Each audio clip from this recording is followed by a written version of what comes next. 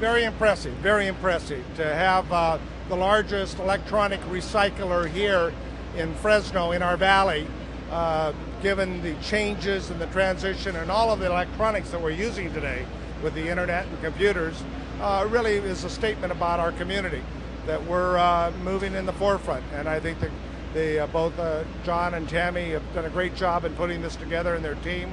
Obviously, it's reflective in the spirit that we see here this afternoon. The largest electronic waste recycling company in the United States, right at his home district. And we tried to make him feel at home and give him a homecoming welcome by showing him one of the largest green-collar workforces in America, maybe the largest, and also the largest electronic waste shredder in the world. And I think Congressman Costa was excited and happy to come home and be greeted so warmly by our wonderful green-collar workforce and our other employees that really appreciate what he does as a public servant for electronic recyclers and everybody back here in Fresno County.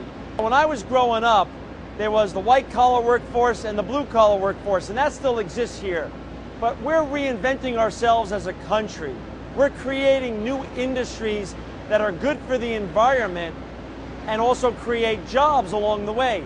We're one of those new industries. Electronic recyclers has been the leader of the electronic waste recycling industry for 5 years. And all the jobs that we've created here in California and Fresno and across the nation are green-collar jobs. And Congressman Costa's presence today here and celebration with us of what we're doing is just another form of proof of that what we're doing is really important for the new economy and for the new green-collar workforce. The largest electronic crusher of its kind in the world. It's here in Fresno. To have the largest electronic crusher of its kind that is reprocessing computers, reprocessing television sets, reprocessing a host of other electronics that once we no longer use them, otherwise would go into landfills. Obviously, it's not very productive when they go into landfills. It's not only a problem for the rest of our communities, but it's a poor utilization of those materials. Here, the materials get recycled and they get used over and over and over again. I've learned that here in Fresno, we're at the cutting edge, and that's good news.